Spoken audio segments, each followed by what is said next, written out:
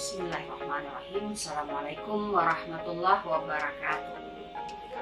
Selamat datang di jurusan Biologi Universitas Riau. Ya, hidup biologi. Ya, salam konservasi.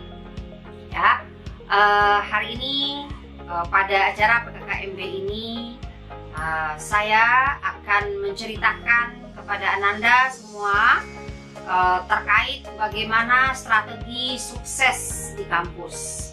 Ya, kenapa kita perlu belajar tentang strategi sukses di kampus?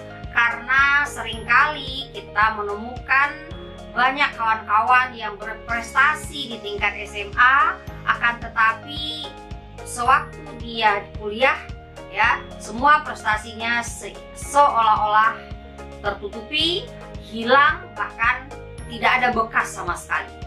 Oleh karena itu, memasuki rumah kita yang baru, kita perlu ya mempelajari hal-hal yang akan membuat ganjalan, batu sandungan, atau yang membuat kita sukses menjalani perkuliahan di kampus ini.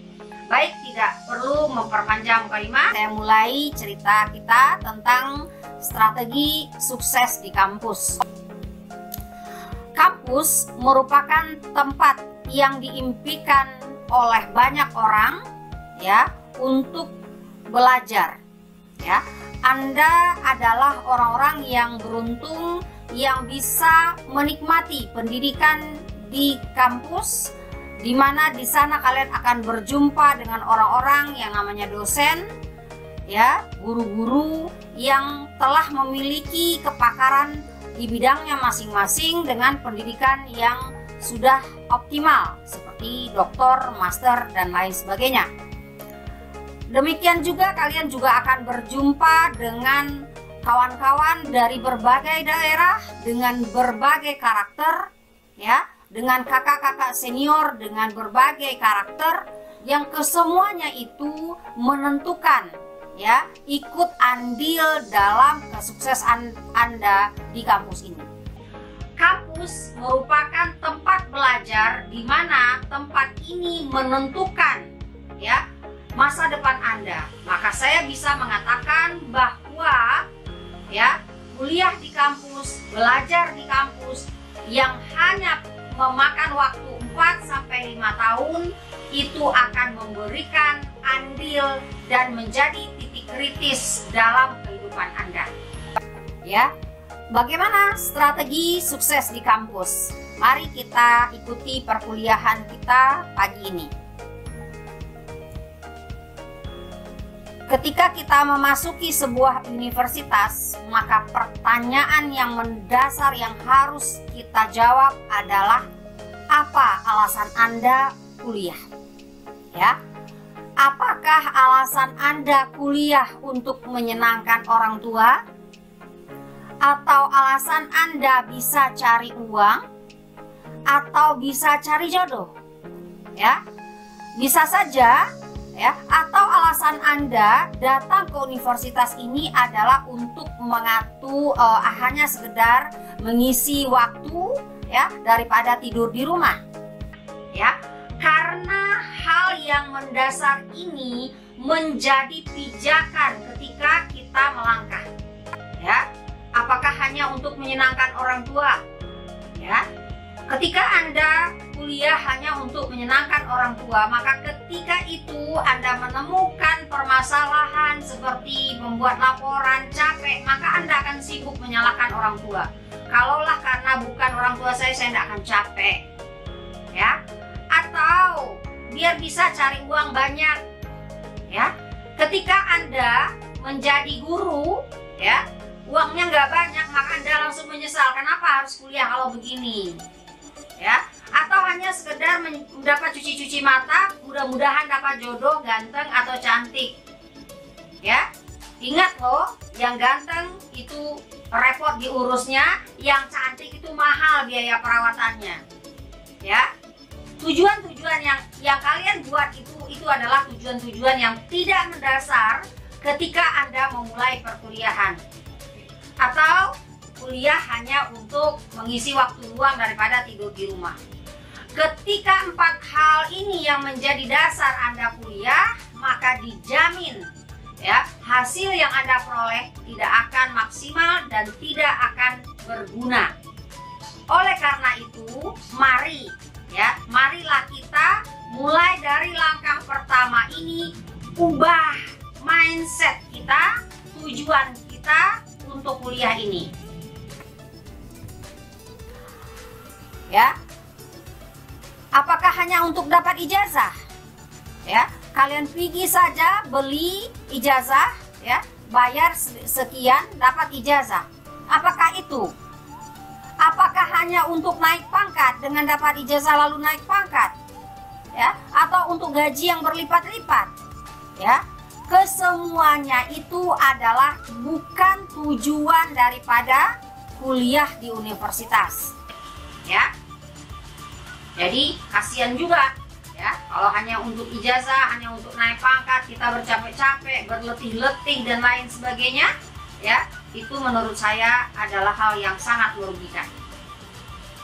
Jika Anda mengatakan bahwa kuliah itu investasi masa depan, ya, faktanya 40 juta pengangguran di Indonesia, ya, dan sebagian besarnya adalah anak kuliahan, ya.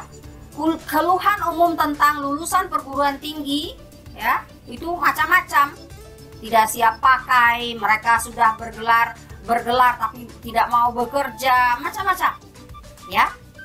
Nah, jadi kesemuanya ini adalah hal-hal yang teoritis yang harus dimusnahkan dari kepala kita tentang kenapa kita harus kuliah, ya.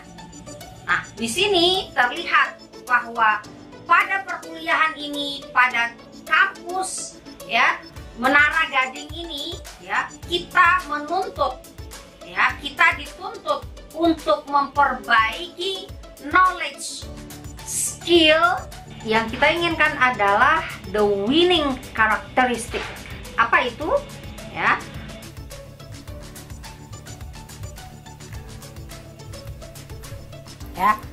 kita tahu bahwa karakter pemenang itu adalah memiliki kemampuan komunikasi yang baik atau komunikatif. Ketika dia menghadapi satu permasalahan, dia bisa mengungkapkan dengan baik sehingga apa yang diinginkan sama dengan tertangkap oleh orang lain, baik kepada temannya, kepada dosennya, kepada kakak seniornya dan lain sebagainya. Ya. Sering terjadi di lapangan, nada bicara yang tidak komunikatif sering membuat orang nyaris ditampar, ya, oleh seniornya. Nah, kenapa? Karena kata-katanya itu, pilihan kata yang digunakan untuk menyampaikan maksud salah. Nah, ini perlu kita latih di sini, ya, kemampuan berkomunikasi yang baik. Lalu apa lagi? Setiap kegiatan tidak bisa dilihat saja, diperintahkan, tidak seperti itu. Ya, apa fenomena yang ada, langsung proaktif. Ya, dikatakan, oh kalian akan magang gini-gini, ya, kalian akan ada KKN KKN terintegrasi, ada KKN tematik, itu bukan dilihat-liatin, ya, tapi ada proaktif, ada yang bertanya bagaimana ini dan segala macam untuk kepentingan membangun diri. Nah, saya sering melihat, ya, kalian ini orang yang tidak peduli dengan apa yang terjadi pada lingkungan dan tidak peduli pada diri sendiri, ya. Diajak KKN tematik, diajak KKN KKN COVID misalnya, ya, lihat-liatin aja. Ya, udah selesai orang baru bertanya, "Mam, saya enggak KKN, kenapa ya?" "Hah? Kemarin kemana?" Ya, kenapa ini? Karena tidak adanya sifat proaktif. Ya, kemudian kooperatif. Ya, dengan kawan iri-irian. Ya, tidak mau berbagi, tidak berkooperatif. Apa untungnya yang seperti ini? Ya, ini karakter yang sangat merugikan, tidak membangun diri. Ya. Kemudian apalagi, ya, kegigihan. Di SMA boleh juara, tapi sampai di sini kalian harus belajar menghafal, kalian harus di laboratorium, kalian harus berkoordinasi dengan teman-teman, berkoordinasi dengan senior, ngomong ke dosen, semua dilakukan. Ya, kalau tidak ada jiwa yang gigih, ya, maka itu nonsense. Lalu think better atau cerdas, ya, berpikir dengan baik, ya. Kemudian yang terakhir adalah etika atau etis, ya. Jadi dalam berkomunikasi ada tekniknya, ya. Dalam berkawan ada tekniknya, ya. Tidak bisa kalian bawa semua seperti di rumah. Di sini kita belajar bagaimana teknik berkomunikasi dengan baik, bagaimana kita berhubungan dengan orang yang lebih tinggi, dengan orang yang sama besar, dengan senior, ya. Jika Anda gagal memakai etika ini, maka Anda akan gagal untuk semua winning karakter, ya. Nah, kesemua ini akan kita bentuk di universitas. Jadi tolong kalau mau jadi mahasiswa, jangan jadi mahasiswa kupu-kupu, kuliah pulang, sehingga begitu selesai kuliah tidak ada satupun the winning characteristic yang nempel di dalam diri Anda. Masih sama ketika datang waktu SMA dan jadi mahasiswa. Selanjutnya, ya, yang kita perlukan di sini adalah hidup yang seimbang. Ya. Di sini kuliah ada, organisasi juga ada, bagaimana memperjuangkan cita-cita juga, bagaimana kita bersenang-senang, bagaimana berteman, bagaimana berkeluarga, ya. Dengan keluarga kita semua harus diseimbangkan. Jadi, perkuliahan itu seperti mini life, ya, kehidupan kecil dari kita, ya.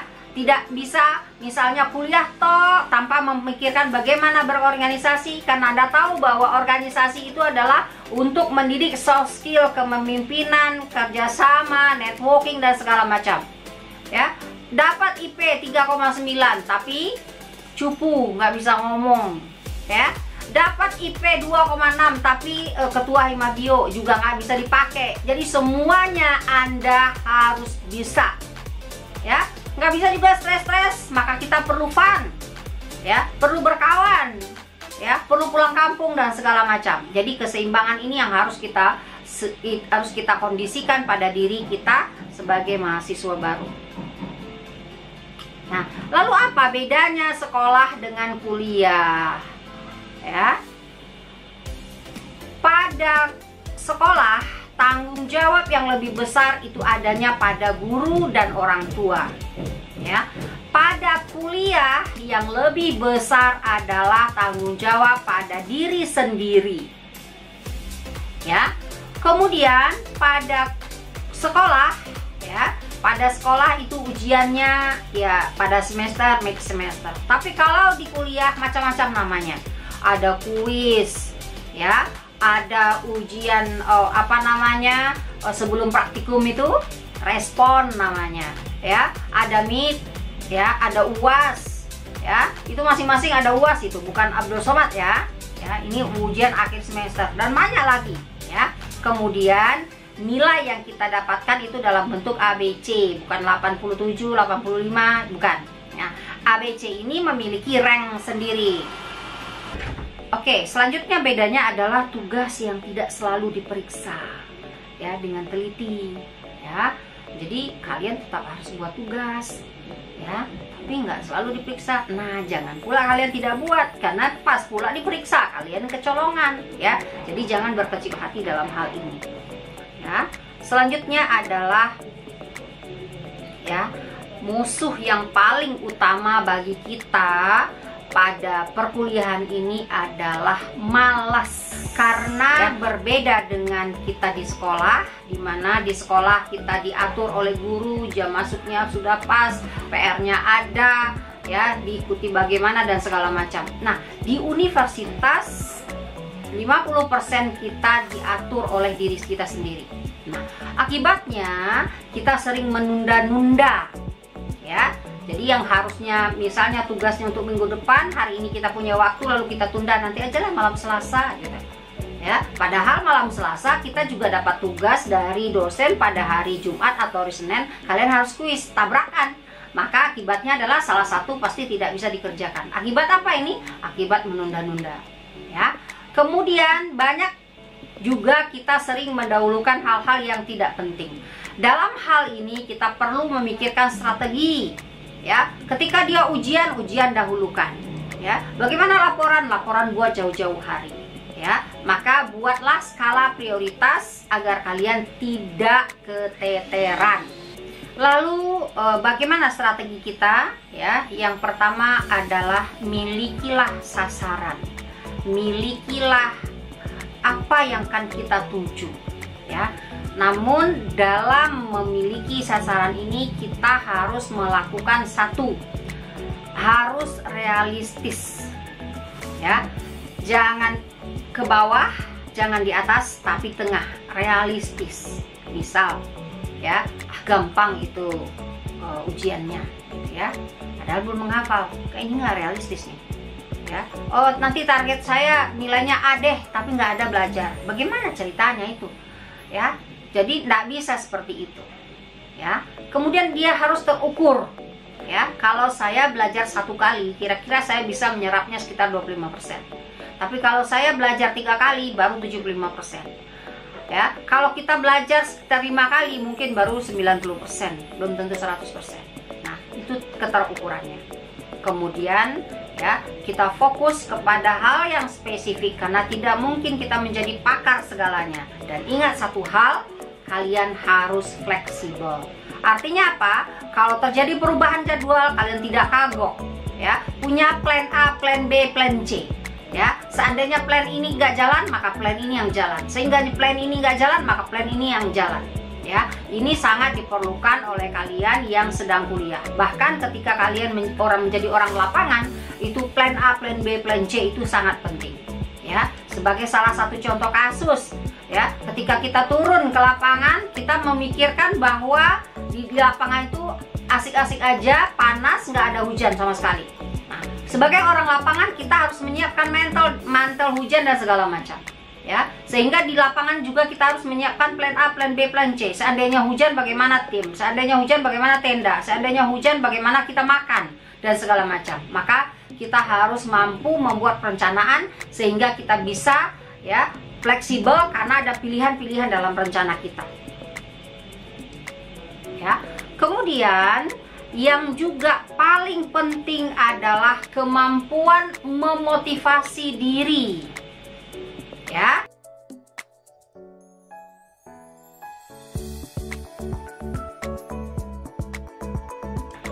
Jadi beri tugas yang besar, gunakan aturan 5 menit, ya. Kemudian tetapkan sasaran di setiap kegiatan, ya. Kemudian jadi kita harus mampu, ya, kita harus mampu menghidupkan gairah dada di dalam diri kita ini, menghidupkan semangat di dalam diri ini, ya. Kenapa kita bisa menghidupkan semangat ini? Karena kita dari awal sudah punya dasar pemikiran kuliah itu bukan karena orang tua, bukan karena gaji besar, bukan karena gengsi, bukan karena isi waktu, tapi memang saya butuh kuliah untuk meningkatkan kapasitas diri saya sehingga saya bisa berbuat lebih banyak untuk bangsa dan negara ini. Insya Allah kalian jadi, ya. Kemudian, ya, jika kalian tidak bisa memotivasi diri, datanglah ke motivator, ya. Datanglah kepada dosen. Bu, saya lemes, Bu, saya udah hilang motivasi, Bu. Nah, kantor saya terbuka, silakan Anda datang untuk bercerita, ya, seandainya Anda down, ya. Lalu kalau kita tercapai, misalnya target saya tahun semester 1 ini IP saya 3,9 deh, 1 aja yang amin, tercapai nih, ya. Begitu Anda tercapai, Anda harus menghargai diri Anda. Dengan cara apa? Oh, kalau saya sudah tercapai ini, saya beli es krim deh, gitu. Saya mau manjain diri deh ke salon, nah, katakanlah seperti itu pada anak perempuan. Nah, ini adalah teknik memotivasi diri sehingga kalian bisa belajar lebih baik. Nah, lalu apa yang kita lakukan bila kita tetap malas, ya? Tetap malas nih, ya. Lalu kita harus mengevaluasi target kita, jangan-jangan ketinggian nih, ya. Kemudian jangan menghindar dari tanggung jawab. Ini banyak terjadi, ya. Jadi kalian kira dengan menghindar tanggung jawab itu kalian enak dan selamat, padahal nggak berguna, ya. Kemudian buat skala prioritas dalam melakukan apapun.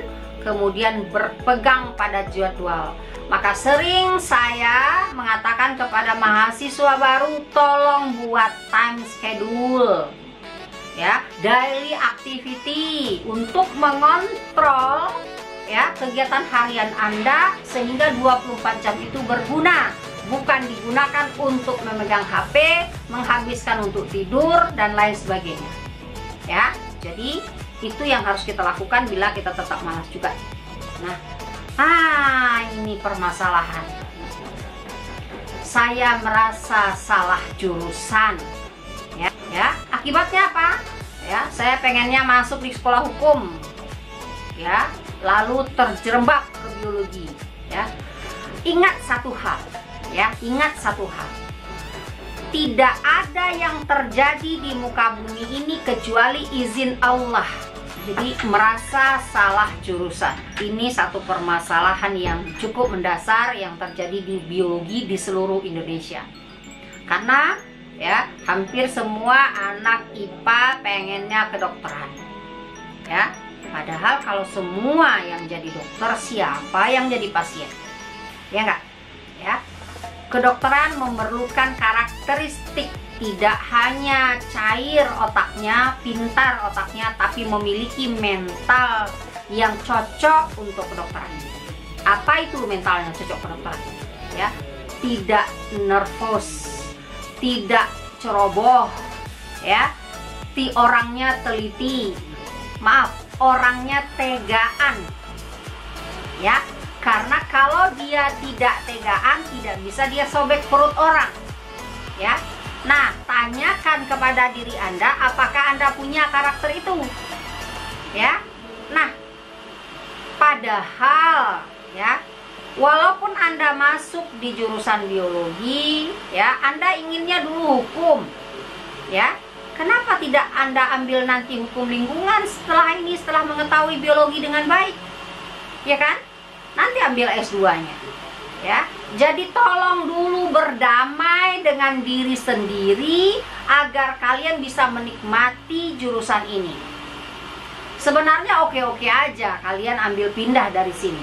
Tapi ingat, 1 tahun kuliah, 1 tahun SPP, 1 tahun uang belanja yang kalau di jumlah-jumlah kira-kira angkanya tuh sampai 40 juta.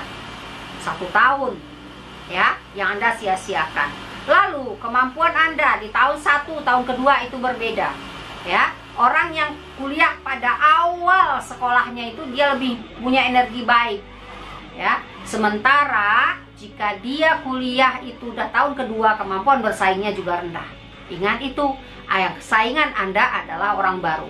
Kalau saya, ya prinsipnya adalah apa yang dikasih oleh Allah, terima itu, lakukan dengan baik, selesaikan dengan baik. Kalau kalian mau lagi nanti kuliah di tempat yang kalian inginkan, S2 kalian lanjutkan. Pada mahasiswa biologi ini yang harus diingat ya, bahwa dia itu ada sibuk praktikum,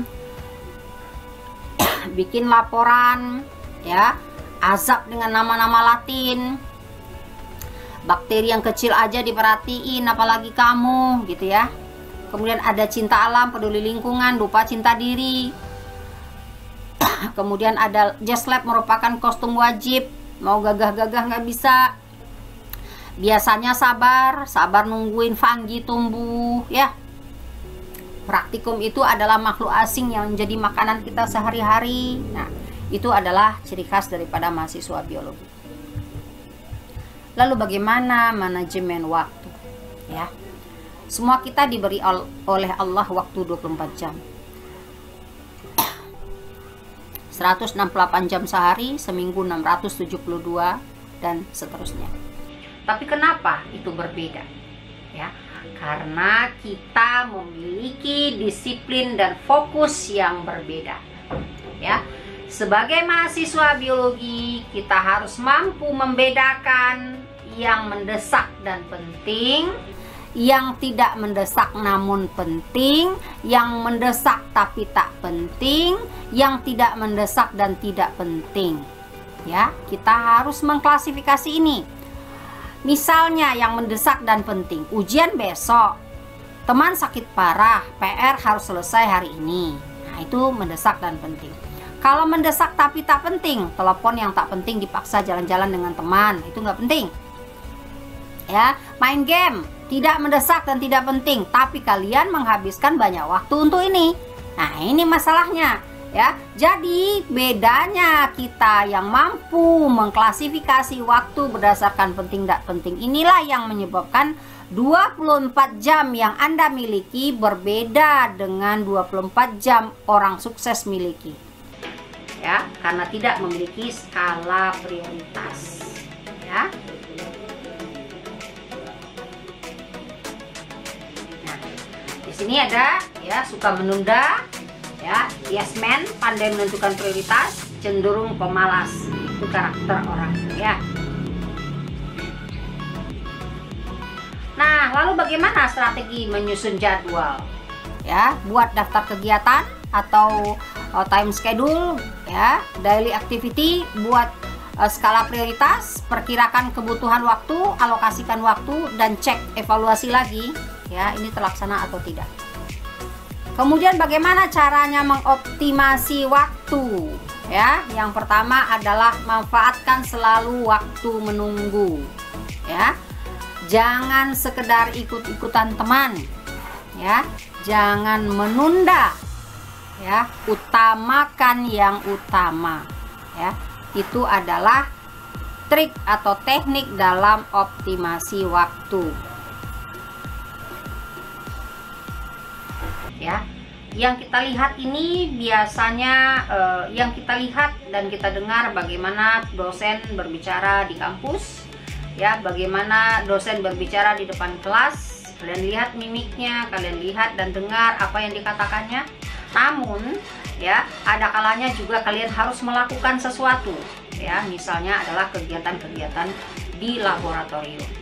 Nah, dalam hal ini, ya, penerimaan informasi ini akan dapat berjalan lebih efektif, misalnya dengan belajar kelompok, ya, kemudian dan belajar mandiri. Kemudian dominasi otak kiri dan otak kanan, ya. Kadang orang otak kanan ini cara berpikirnya lebih kreatif, ya, dan orang otak kiri lebih mampu menganalisis. Jadi ini akan berbeda-beda nanti. Nah, untuk orang yang memiliki kemampuan belajar visual, maka gunakanlah teknik gunakan gambar, grafik, ya. Visualisasi materi dalam otak, pahami materi lewat bacaan dan gambar, ya, memberi warna-warni pada catatan itu juga penting, ya. Kemudian bagaimana orang auditori belajar, ya, dengar baik-baik penjelasan dosen di kelas, ya, terangkan secara lisan kepada teman atau tidak ada teman depan kaca kalian cerita-cerita, itu orang auditori. Ya, atau gunakan nada-nada lagu untuk mengikat informasi yang ada di otak Anda. Ini adalah teknik orang yang memiliki kelebihan pada telinga. Lalu bagaimana dengan orang yang memiliki kemampuan kinestetik yang lebih tinggi dibanding visual atau auditori? Jadi ketika dia, ya, libatkan anggota tubuh, misalnya ketika belajar gunakan ditulis, ya, banyak latihan soal, seusai belajar coba tuliskan poin-poin penting.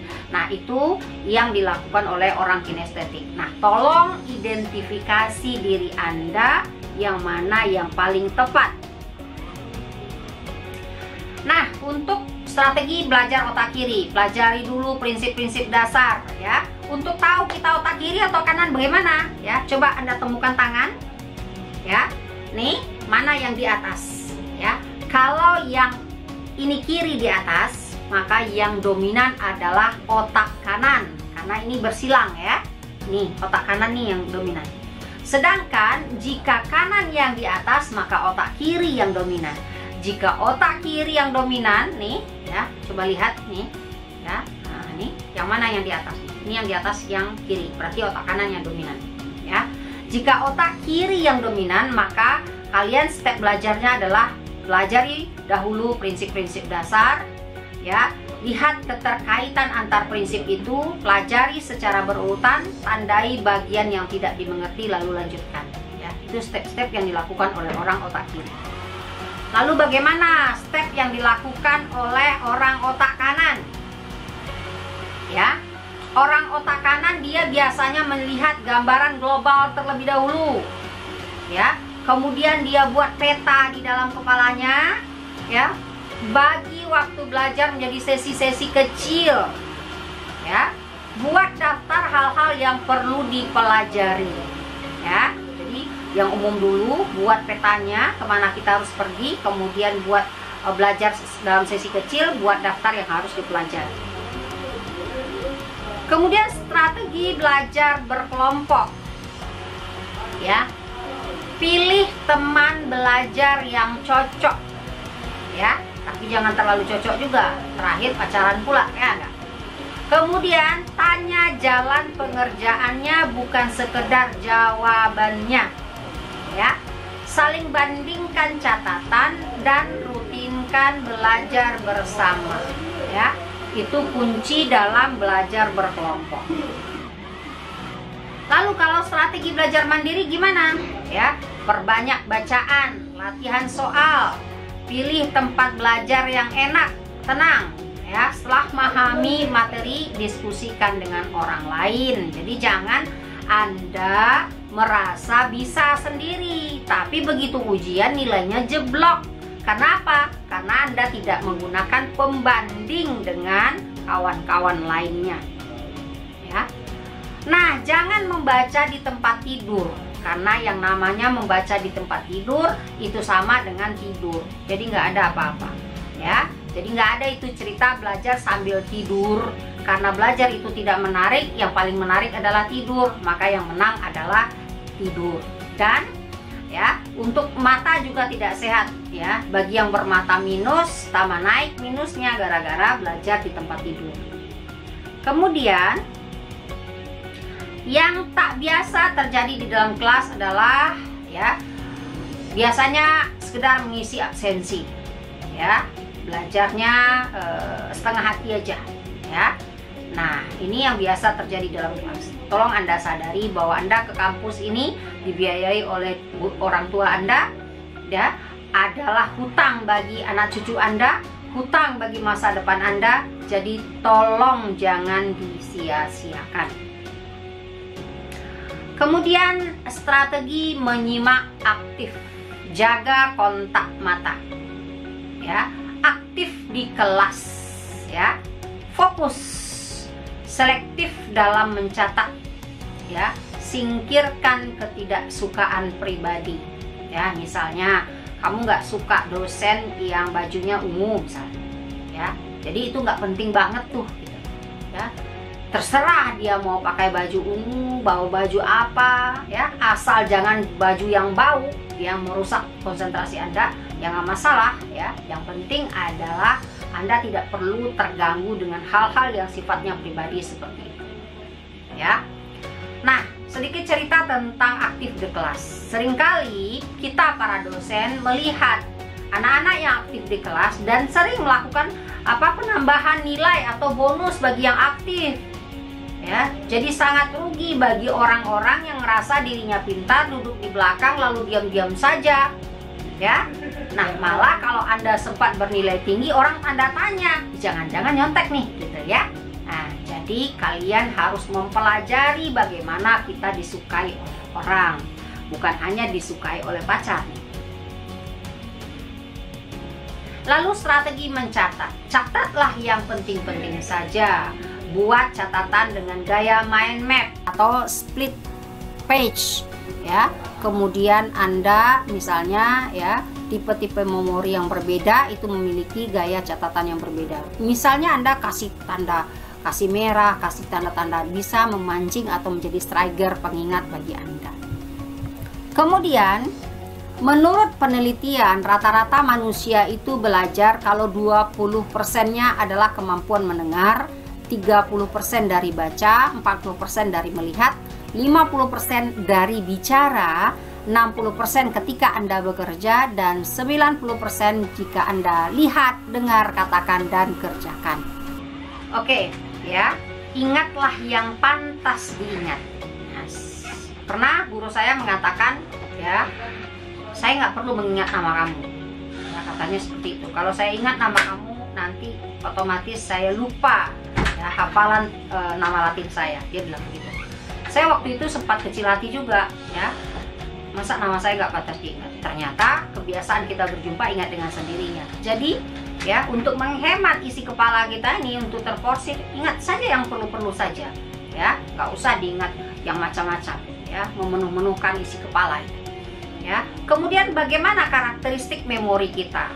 Ya, yang pertama adalah mengakses informasi berdasarkan keterkaitan, lebih mudah mengingat hal-hal yang sifatnya terstruktur, ya, ingat hal-hal yang aneh, ya, seringkali itu yang ada di memori kita tuh pasti yang aneh-aneh ada. Ingat hal yang terkait dengan pribadi, cenderung ingat pertama dan terakhir, ya, yang ingat itu sering diulang, mudah hilang bila tidak dipergunakan. Itu adalah karakteristik memori. Jadi mengakses informasi itu sering berdasarkan keterkaitan, mudah mengingat yang terstruktur, ingatnya suka yang aneh-aneh, ya. Ingat hal yang terkait pribadi, cenderung ingat hal yang pertama dan terakhir, ya. Yang diingat sering diulang-ulang, ya, yang kemudian mudah hilang bila tidak digunakan. Jadi ingatan itu seperti itu, ya. Kemudian, ya, tidur adalah saat otak mengorganisasi kembali memori. Jadi walaupun kalian sesibuk apapun, tidur itu penting. Bila kalian kurang tidur, maka siap-siap saja memorinya berkurang karena tidak pernah diatur. Oke, selanjutnya strategi menghadapi ujian, ya. Yang pertama adalah sedia waktu cukup untuk belajar, ya. Tahu spesifikasi ujian, apa yang jadi soal, bab 1 atau bab 2, ya. Jangan sampai ujiannya bab 2 Anda belajar bab 1, dijamin nilainya 0. Kemudian belajar berkelompok, ya, untuk bisa mengukur diri dan melihat apa kekurangan diri, ya. Dan yang paling penting adalah siapkan peralatan. Jangan sampai kalian nanti ujian penanya tidak ada tinta, otomatis kalian hanya menulis kertas putih alias 0 nilainya. Kemudian tolong tidak ada contekan, ya, karena mencontek berarti membohongi diri sendiri, tidak jujur kepada dosen, yang berakibat panjang, ya. Ketidakjujuran itu akan berimplikasi terhadap dunia kerja Anda nantinya. Kejujuran itu adalah harga diri, maka mencontek itu adalah bentuk lain dari pelecehan terhadap diri sendiri. Banyak dosen yang mensyaratkan jika sudah contek nilainya E, jadi fatal buat Anda. Kemudian bagaimana caranya memanajemen stres, ya, ya. Jadi di dalam masa perkuliahan itu sering macam-macam yang terjadi, ya. Permasalahan-permasalahan yang mungkin timbul ketika Ananda kuliah, misalnya tugas numpuk karena sering menunda, ya, nilai jeblok karena ujian nggak sempat belajar, ya. Kemudian ada lagi ujian, kemudian masalah individu, ya, dengan teman, dengan pacar, dengan kelompok dan lain sebagainya, ya. Itu akan menimbulkan stres. Nah, bagaimana, ya, bagaimana menangani stres ini, ya? Berbagi tanggung jawab dengan kawan-kawan, beri perencanaan yang cermat. Seandainya Anda tidak mampu mengerjakan laporan dalam 1 malam, maka kerjakanlah laporan 3 hari atau 4 hari sebelumnya. Mengenali apa penyebabnya Anda stres, ya. Bisa saja Anda stres karena tumpukan tugas, ya. Kalau begitu besok jangan lagi menumpuk. Menyelesaikan masalah yang sesungguhnya, jangan melarikan diri dari masalah, ya. Kemudian ganti suasana, misalnya goyang kasur kiri kanan gitu, ya, biar suasana berganti. Lalu yang paling penting adalah mendekatkan diri kepada Allah, karena tidak ada makhluk hidup di dunia ini yang tidak stres dalam hidupnya, ya. Karena stres itu adalah bentuk atau cara untuk merekonstruksi dari jiwa kita sendiri. Selanjutnya, apa yang menjadi aktivitas pendukung kita dalam kuliah, ya? Yang pertama adalah membuat anggaran dan menepatinya. Kalau anggaran kalian dikirim uang oleh orang tua itu 1 juta sebulan, tolong dibagi baik-baik, ya. Berapa anggaran fotokopi, berapa anggaran beli bakso, ya, berapa anggaran untuk jajan-jajan, jalan-jalan dan segala macam. Karena, ya, Kalau itu sudah habis misalnya kantongnya, maka kita stop ya. Jadi kita harus mengendalikan sendiri. Kemudian bagaimana lagi cara lainnya? Mencari beasiswa. Apa syaratnya? Syarat beasiswa ini adalah nilai yang cukup. Masing-masing beasiswa memiliki syarat khusus seperti yang 3 ya, 2,75 IPK-nya, atau bahkan ada yang lebih tinggi dari itu. Kemudian bisa juga bekerja sampingan, tapi hati-hati yang bekerja sampingan ini masalahnya adalah seringkali sampingannya yang menjadi utama, utamanya yang menjadi sampingan. Lalu kita perluas wawasan, aktif berorganisasi, ikut pertukaran mahasiswa, bekerja sampingan atau magang, bantu proyek dosen, ikuti seminar-seminar. Itu adalah teknik untuk memperluas wawasan. Dan juga yang paling penting adalah jaga kesehatan. Cukup istirahat, jaga kondisi, berobat jika sakit. Nah, demikian yang bisa saya sampaikan pada kuliah perdana ini tentang strategi sukses di kampus. Semoga menjadi anak biologi yang sukses, betah, dan kita harus ingat bahwa biologi kampus kita bersama, kita adalah keluarga yang menjalin, meraih, menyongsong masa depan bersama-sama. Assalamualaikum warahmatullahi wabarakatuh. Hidup biologi.